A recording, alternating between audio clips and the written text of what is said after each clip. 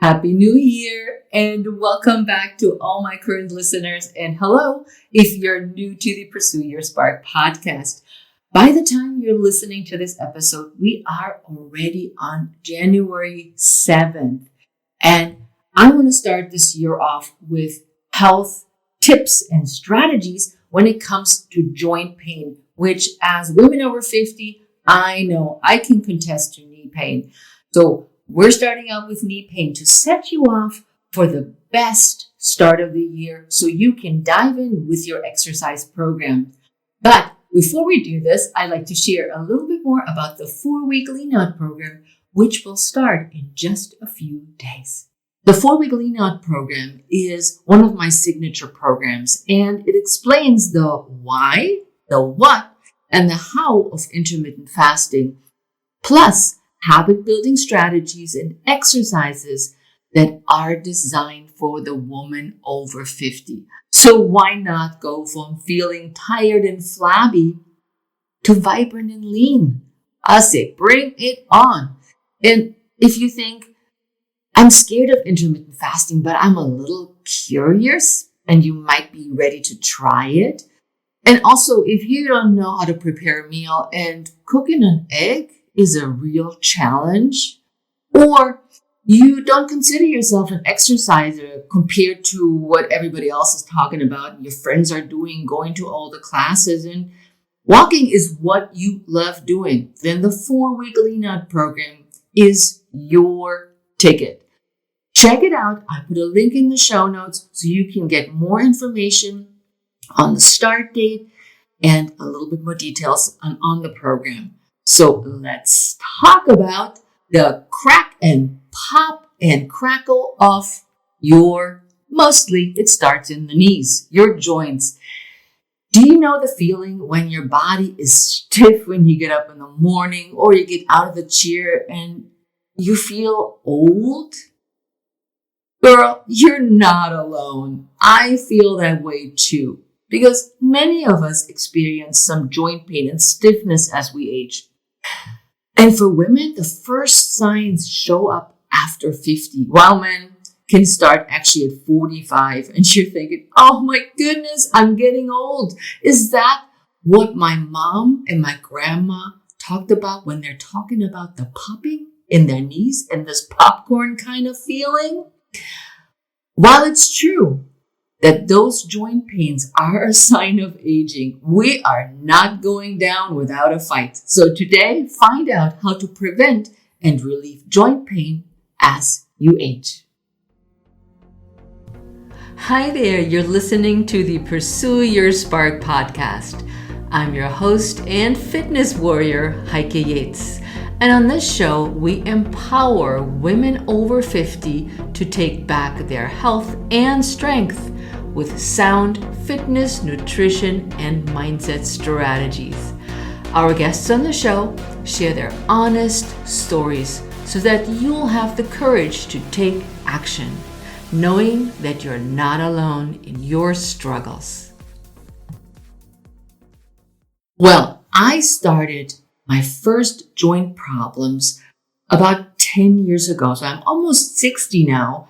And I am a runner, as you know, and I became a triathlete for a good reason, because I kept running, and I started running in 2007. And I increased my mileage, and I did my program, and I followed all the steps. And then suddenly my right knee wasn't working so well. It felt achy and painful, and sometimes it was swollen too. And so running sometimes was not feeling good on my knee. And I was thinking, whoa, I am teaching Pilates. I am doing strength training. I'm doing all these things. This is definitely a sign of aging, but I was not willing to go down without a fight because I love being outside. And this silly knee is not hurting all the time. And if you experience some arthritic pain, you know that the pain comes and goes. Depends on the weather sometimes. It sometimes depends on if you're sitting too long, your joints may hurt. And the hands get really stiff. So we have all these different arthritic pains through the body. And I just decided that I am not going to let arthritis hold me back. And I started to cross train. And I talk about this a little bit later in this episode as well, what to do and what exercises to do.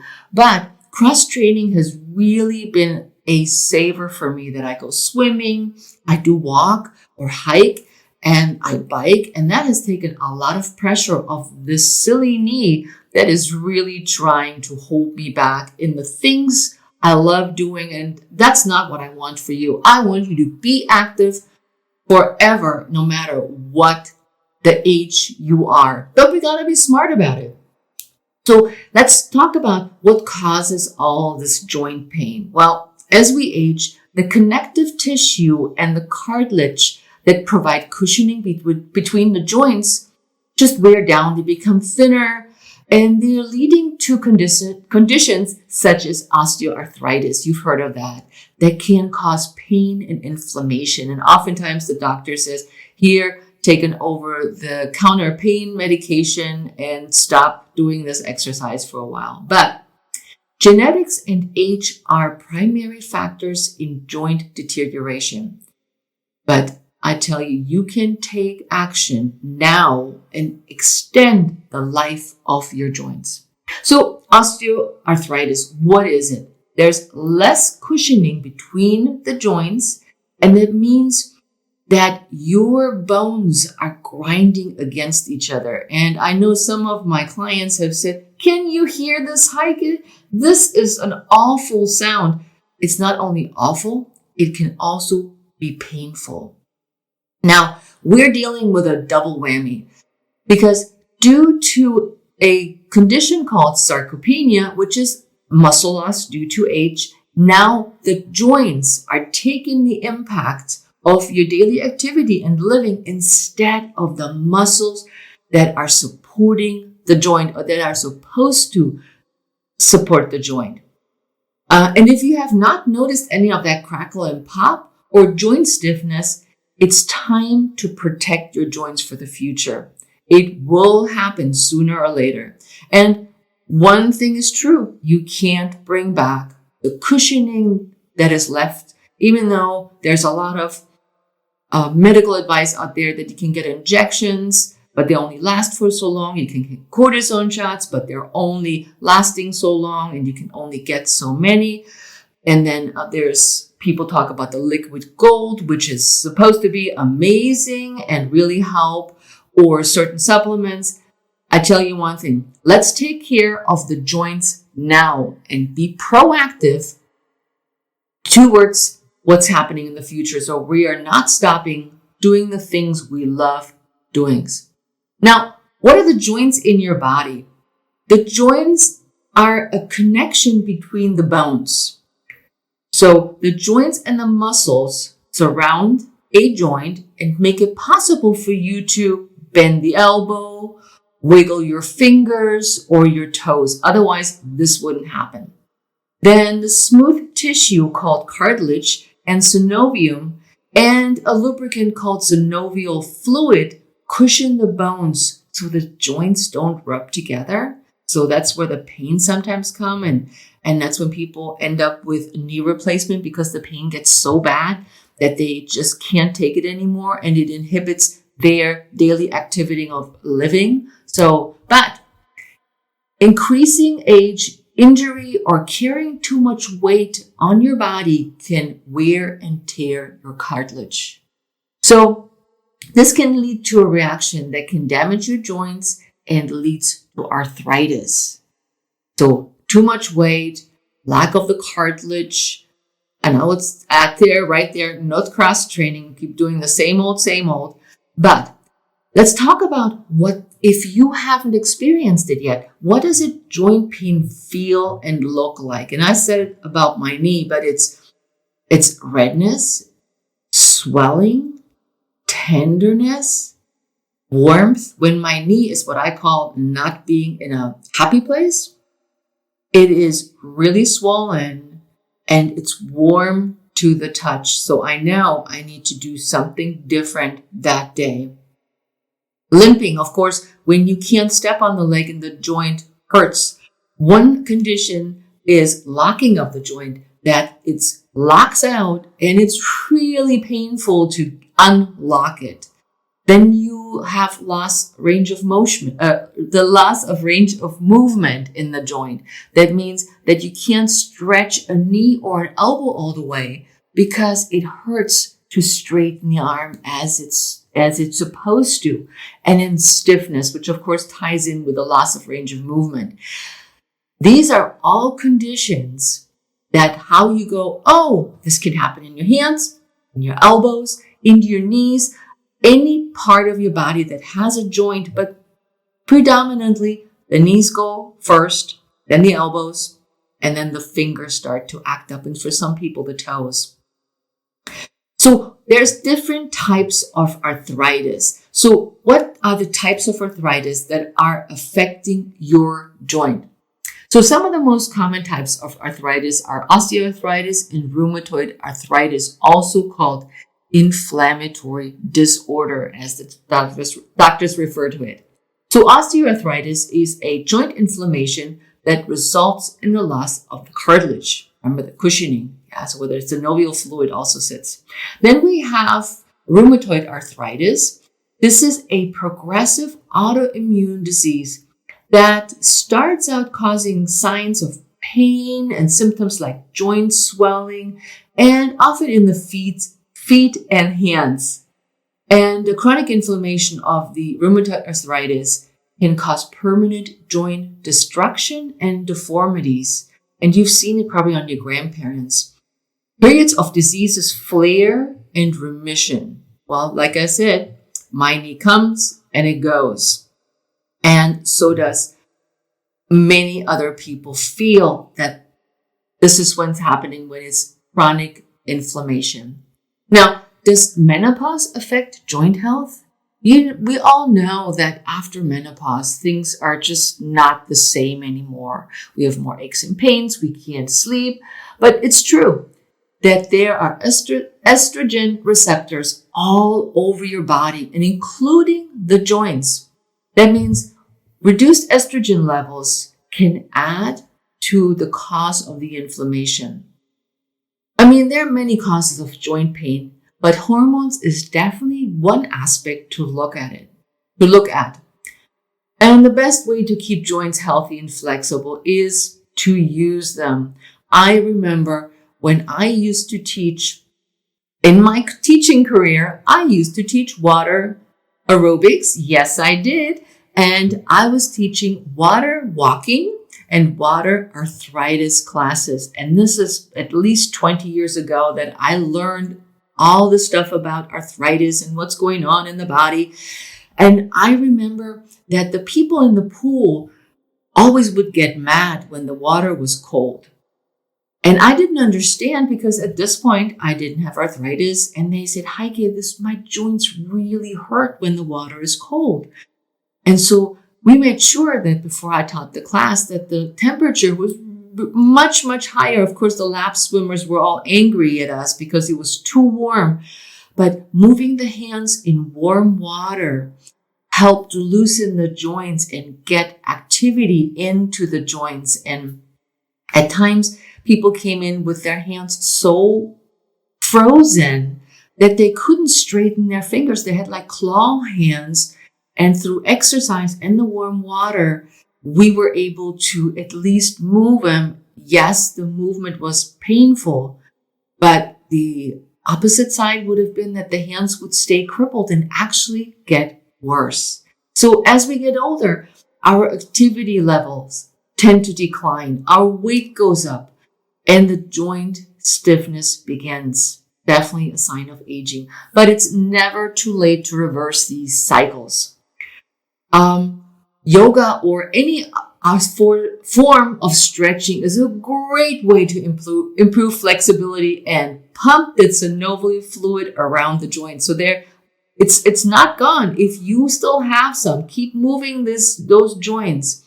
And when a woman is active and flexible and the pain persists, doctors can decide on whether the hormone replacement is a role in the symptoms, but that's not my role to suggest any treatments. I am not a doctor. I am here to tell you about how to move best when you have joint pain and how to feel better and move better. So if this is the case and you think menopause is the cause, go talk to your doctor and explain what's going on. So as I said earlier, many of the joint pains are in hands, elbows, feet. Some are in the spine. When the spine is rounded forward, a kyphosis could be potentially a sign of arthritis, osteoarthritis. But many of us feel the joints in the elbows, knees, and shoulders. I know I keep saying that, but it's so true. So I hope you're looking at your knees and going, hey, knee, are you okay? Check it out. Elbow. Yeah, I'm good. So check all your joints, because acute pain in multiple joints is most often due to inflammation. Gout. My dad has gout, and he told me all about gout and how that feels, or the beginning of a flare-up of a chronic joint disorder. So chronic pain in multiple joints is usually due to osteoarthritis or an inflammation disorder, such as rheumatoid arthritis. You need to know what you're dealing with, and don't chalk it up and say, I'm just getting old, I'm getting over this, and it's going to be better in a little while. No. We got to do something about this now, and that's what we're diving in right now. Our 7 strategies on how to prevent and relieve joint pain for you, the woman over 50. Number 1 is keep a healthy weight. As we get older, menopause and all the weight gain and the hips get wider, and we can do something about it. The less you weigh, the less pressure is on your joint. So imagine yourself with 50 pounds more than you are right now. This is a lot of wear and tear on your joints, and it's schlepping all that extra weight around. So keeping a healthy weight, I don't say you need to diet down till you're a size 1. That's not what I'm talking about. But you need to make sure that you have a healthy weight, and you can find this out from your doctor, what your weight should be, or you just Google, I'm a woman, 5'8", age 55. What should I ideally weigh? Or go for your body mass index, so you have a measure. But you want to take the pressure off especially the knees, hips, and your back. And reducing weight is so helpful in not contributing even more to this weight, to this pain and this stress on the bones and the joints. So let's reduce the weight. Let's focus on our diet. And we also want to make sure that we're healthy, eating a healthy diet, of course, which is also good for the body. But research has shown that with every pound gained, a person puts 4 times more stress on the knees. 4. That is a lot. So moving on to number 2, get up, keep moving. Exercise can help you maintain a healthy weight and lose the extra weight if there's any weight to lose, and maintain a healthy weight. So instead of sitting around lamenting that you've gained weight during menopause, get your buttski in gear and move. And if your joints ache, do something that's a low impact of nature. Like I said, when my knee's not so happy, I go biking, I walk. And some people go on the elliptical, but I don't have an elliptical, so I choose for what I have, and I want you to do the same thing. Do what you can. And if you're sitting on your desk a lot, and that means you never get up every hour, start moving, because your joints will feel so stiff. Get your buttski out of your desk, stretch. Do some funky stretches, reaching arms up and wiggle your hips, stretch and touch your toes. I don't really care what you do as long as you do. And then walk around. visit your friends in the office or use a standing desk. A lot of people now have standing desks, and that too reduces risk of stiffness and the risk of joint problems. Of course, the risk of stiffness is always there, but you will feel less stiff as you are moving more. And of course, one of my favorites is number 3. They're all my favorites, but number 3 is maintain a good posture. Whether it's sitting or standing, you need to get into your Pilates body. And if you've listened to any of my podcasts, you know what the Pilates is. And if you're new, the Pilates body is that you're standing balanced on both feet. You're wearing an imaginary crown on top of your head. Your feet are firmly planted on the ground. You pull your navel to spine, or you think about pulling a seatbelt on that you're wearing, and you breathe, you let your shoulders relax, your arms hang by your side, and you're lifting your chest up. And you look for what I call the horizon. Like if you're standing there and you're going, oh, there's the beach over there. This is great. And there's a sunset. So the whole body is in a very relaxed but an upright position. So if you're slouching on your desk, your spine will be compressed in all kinds of different spots. And it will get stiff, and it results in the stiffness oftentimes in the neck and the lower back. Sounds familiar?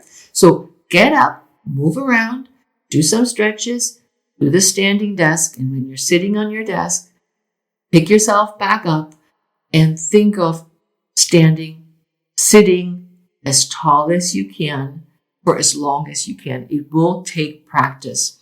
Now, as it is important to keep your posture throughout daily living, but also in sports.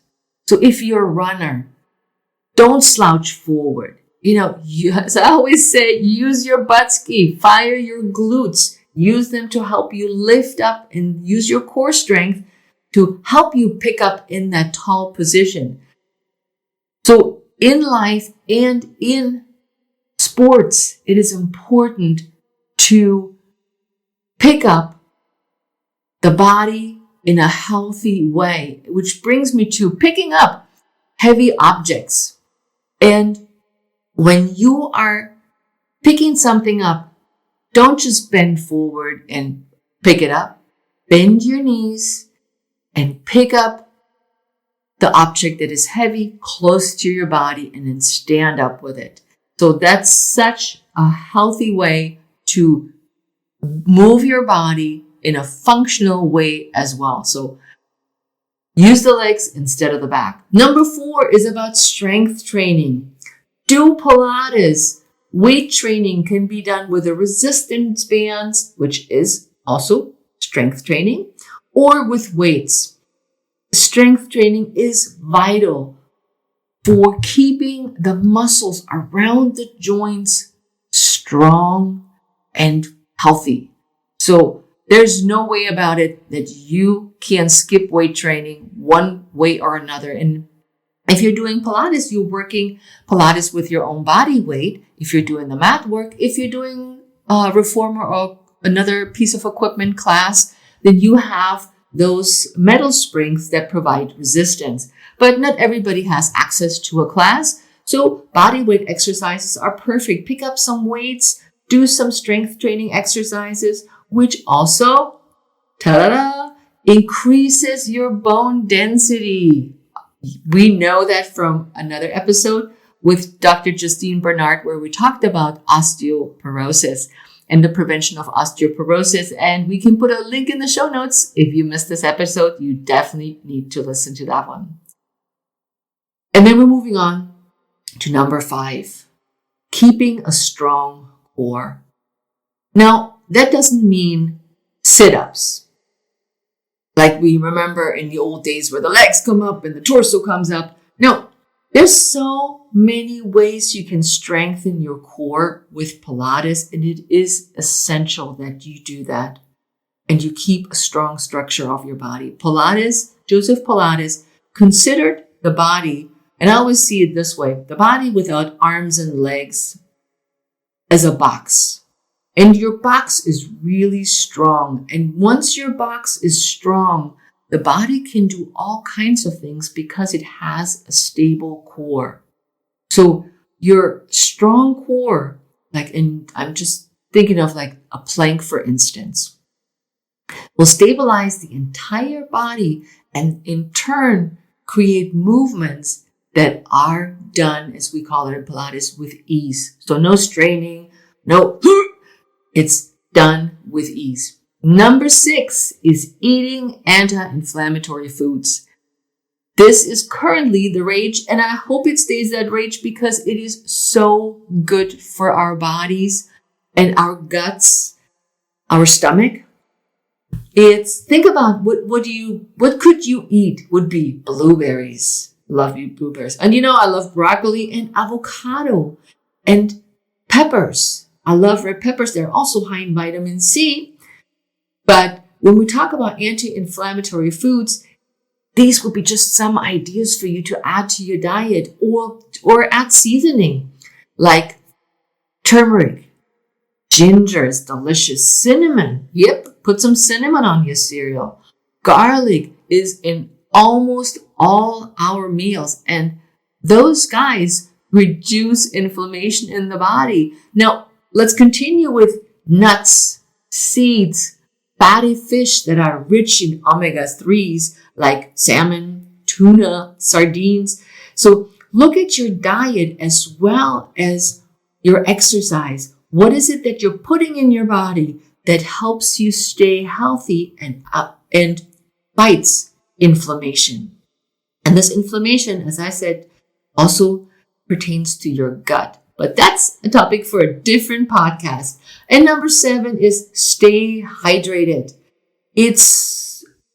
Water is the juice of the body. Sodas and alcohol and caffeinated drinks dehydrate the body. And that means it could potentially hurt your joints. So picture this. If you're not hydrated enough, your body will pull the waters from areas of the body, other areas of the body. And that is including, remember, the cartilage?